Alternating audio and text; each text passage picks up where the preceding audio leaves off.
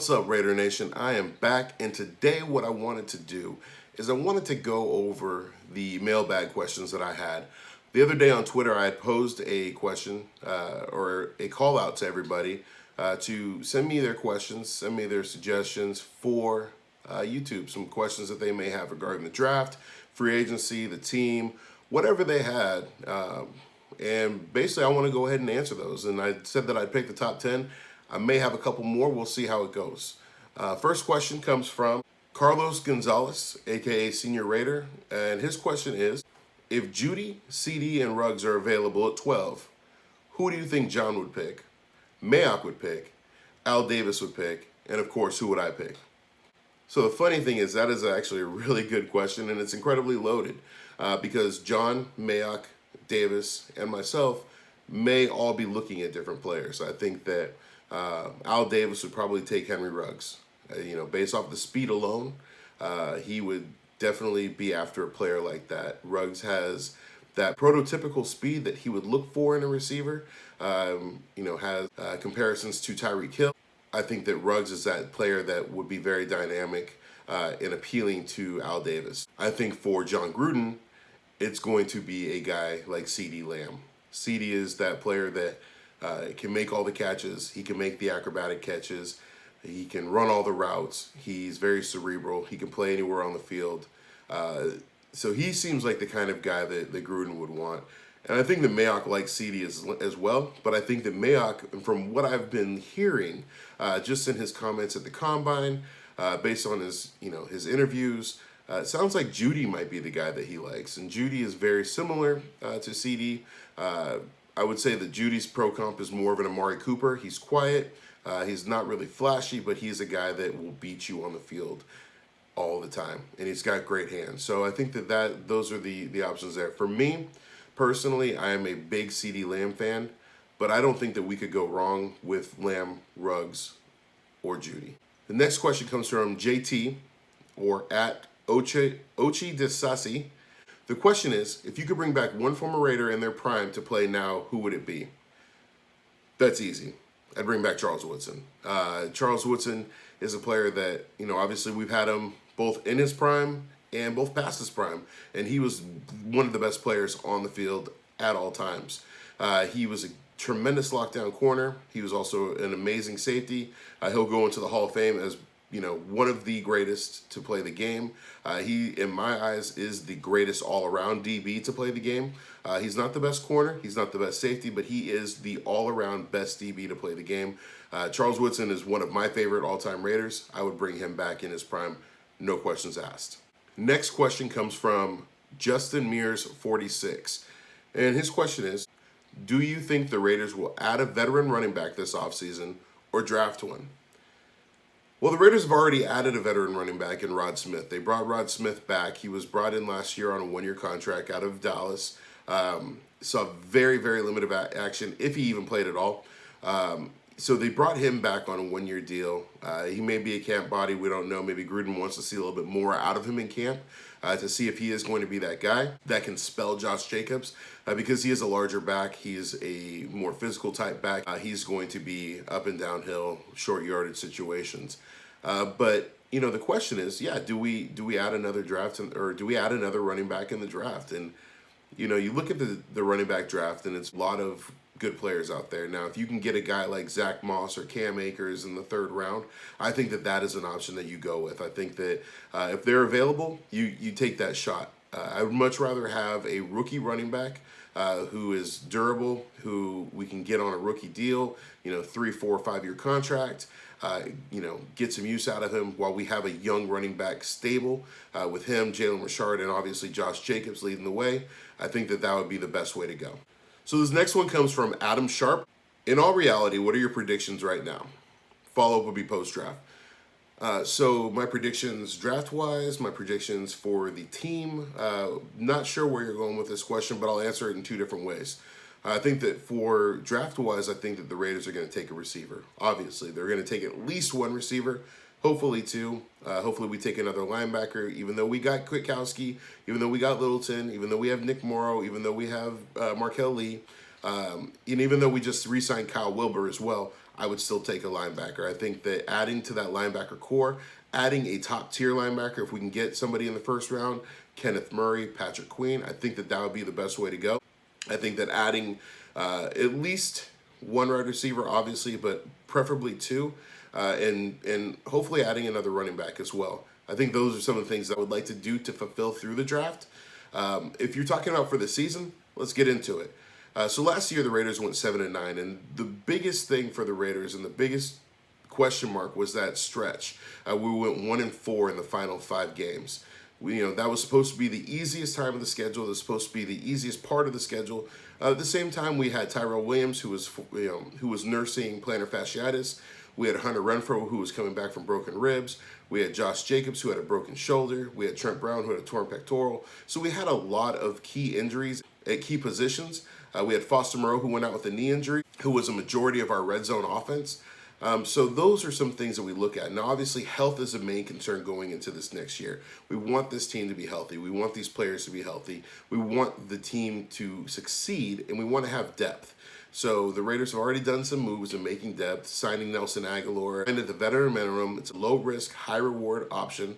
If he doesn't work out, then, we didn't pay a whole lot for him. If he does work out, we got him really cheap. I see the Raiders doing better this year. I see, going from 7-9, we had an opportunity to be 10-6. We were talking playoffs mid-season. I think that this year you can actually really start to look at playoffs. You're going to have, a healthier offense. You're going to have the receivers are going to have more continuity. We lost AP in the beginning of the year, which blew a lot of things up and, changed a whole lot of the game plan. But I think that adding new receivers, adding a little bit more depth at running back, having everybody healthy, having a better defense, I expect to see this team go a minimum of 10-6. All right, this one is from my dog, Edwin. Edwin, I would give you a shout out as far as your Twitter handle, but by the time this video posts, it'll probably be suspended. So no, I'm just kidding. That's at DPBZ36, and that's my boy Edwin. What do you feel that DC would have to accomplish this season to continue being the quarterback past the season? At least a playoff win? Great question, Edwin, and I know that there's a lot of people on here that follow me that necessarily aren't the biggest fans of Carr or kind of on the fence with Carr. There's a lot of people that do love Carr. I love Carr. But let's get down to it. I think that obviously at the end of the day, we need to win. I think that not only, us as fans know it, not only does John Gruden know it, not only does Mike Mayock know it, but Derek Carr knows it as well. Derek Carr is well aware of his record. Granted, obviously win-loss is not a QB stat. At the end of the day, those are the guys that get paid. Those are the guys that the record is put on. So he's well aware of his record. He's well aware of, the record in the cold. He's well aware of all that. I think for Derek Carr to continue being the quarterback of the Las Vegas Raiders, he's, one, going to have to win against KC. Two, I think that we're going to have to see a winning season. Now that you have the pieces put into place, you're going to be adding the talent around him. You're going to be giving him a number one receiver, which he hasn't had since 2016. I think that you're going to see a different player in Derek Carr. And not so much a different player of him doing things that he hasn't done before, because he has. In 2016, he had an MVP campaign. He was using his feet. He was airing the ball out. He was doing a lot of things that fans want to see. But I think that those are the things that he needs to get back to. I think in order for Derek Carr to stay as a quarterback of the Las Vegas Raiders, he will have to lead this team to a playoff. I don't think it's going to be a championship. Obviously, we're still in a rebuilding mode. But this team, with the expanded wild card and with the opportunity to take over a team like LA, who doesn't have a quarterback right now, Denver, who's still trying to find their identity, we have the opportunity to maybe snag a wild card spot. If we can beat KC, that's a huge plus. But those are some of the things that he's going to need to do. Do I think he can do it? Absolutely. Will he do it? Probably. Do I think that Derek Carr is going to be the quarterback of the future? Without a doubt. So this next question comes from West Coast Defense. Question is, do you think the Mariota signing was a good idea, despite not being able to throw the goal line fade above 60% his whole career? Yes, the Mariota signing was a great idea. I think that is a tremendous upgrade to the quarterback room. We've had guys like Deshaun Kaiser, Nathan Peterman, Mike Glenn, Matt Schaub. We've had so many different quarterbacks coming through. Matt McGloin, Connor Cook come through this quarterback room. One, there's nobody that's ever been able to push Derek Carr to be the best version of himself. Derek Carr has always been pushing Derek Carr. I also think that iron sharpens iron. They're going to work together to make themselves better. I think it benefits both players, right? It benefits Carr because it's going to help him succeed, because he's going to have a player that's going to show him some of the things that he may not do well that Mariota does well. Mariota's great with his feet. That can help Carr. I think Carr is much better with his accuracy. He's got a better arm. That's going to help Mariota. But I think at the end of the day, these two are going to work together, and they're going to help make each other better, which is going to strengthen the quarterback room, which is going to build this team. So I think it's a great move for the Raiders. Sanjeet T, that's at Sanjeet_T. I write with Sanjeet, Just Blog Baby. He also has a YouTube channel. Check him out, Sanjeet T. Very informative. He does a lot of film breakdowns. He does a lot of recaps. His writing is phenomenal. Subscribe to his channel. Do you think Derek Carr is the future of the Raiders? Yeah, I do. I think that Derek Carr is the face of that franchise. I think that him and John have created a great relationship with each other. I think that Derek Carr is the future of the Raiders. I think that obviously, Mike Mayock has said, they're constantly evaluating talent. If they can improve, they will improve. I think that they're happy with who they have right now. They've said multiple times that they love Derek, that they're happy with what they have, that they appreciate what they have. I think that he is the future of the franchise, and I think that this season will show it. And realistically, with Derek Carr, and with anybody on the Raiders, I'm going to support them until they're not a Raider. And as long as Derek Carr is a member of the Las Vegas Raiders, I will support Derek Carr as a Raider. This is a fun one. This comes from my boy, Ivan Estrada, at Ivan the Great on Twitter. If you could have a one-on-one conversation with any pro athlete, who would it be and why? So if I could have a one-on-one conversation with any pro athlete, who would it be and why? Oh man, I tell you what, one of the benefits of being the son of an NFL player is I've gotten to meet a lot of NFL players, a lot of legends, a tremendous amount of Hall of Famers. I've had some great conversations with guys like Jim Plunkett, Kenny Stabler, Marcus Allen, Greg Townsend, Cliff Branch, rest in peace, Rod Martin, Tom Flores, Al Davis, Mark Davis. The list goes on and on. Lester Hayes. But I think that one of the players that I would love to sit down and pick their brain would be Reggie White. Growing up, Reggie White was one of my favorite players in the league. I tried to model my game after Reggie White. He was always there. He was always around the ball. He was mean. He was physical. He was tough. Off the field, he was the nicest guy in the world. On the field, he was a completely different player, and they called him the minister of defense because he was a preacher as well. Very religious, very into his relationship with God. But I think that, one of the guys that I would love to talk to and go back in time is talk to Reggie White.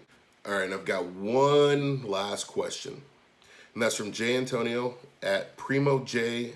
Jaramillo. Sorry if I butchered that. Do you think we have leadership to keep a star like Josh Jacobs or lose him in the future? Great question. Here's the thing with players, is players will always say that they want to be a blank for life. I've seen that Josh Jacobs has said that he wanted to be a Raider for life. I think that with players, you have to look at what is best for the team, what is best for the player, financially, physically, everything. One of the things with running backs that always worries me is when a running back gets that big contract, you always see a decline. You saw it with David Johnson down in Arizona. You saw it with Todd Gurley. You saw it with Le'Veon Bell. It's one of those things that, with running backs, you never want to overpay because there's so much wear and tear that goes on a running back's body. The lifespan of a running back is a lot shorter than any other position in the league because of the amount of toll that they take on their body. But I also think the thing with Josh Jacobs is, and the thing that he has is in his advantage, is when he was playing in college, he was getting very limited carries. He was averaging 600 yards a season because he was splitting time with two other backs. So if we can add another back that can complement Josh Jacobs, then it's going to limit his carries, which will give him more longevity, which I think that with that, Mike Mayock and John Gruden are going to be more apt to want to pay him longer and get him on a long-term deal because it makes more sense. But if we're using him and he's getting 200 carries a season, then that's going to wear him down a lot faster. And I don't know if that makes him a part of the long-term plans. Now, obviously, they said that he's the face of the franchise, that he is a big key going forward. I would love to see Josh Jacobs be a Raider for life. I think that, with free agency and with the climate of the National Football League these days, you don't see that a lot. And so when you can see somebody be with a team for their whole career, I think those are amazing aspects to it. I think that we have leadership in place to keep him as long as he wants to be here. Had a lot of great questions. Wanted to provide some answers for you guys. We're gonna do this periodically through the season, throughout the off season, through OTAs. Don't really know how everything's gonna be going as far as the draft goes. It's canceled. So Cody and I are going to be figuring out what we're going to do as far as, how we're going to do our draft show. But stay tuned. Make sure you subscribe. Make sure you hit that notification button. Hit that thumbs up button if you like what you see. And look forward to seeing you guys next time. Go Raiders.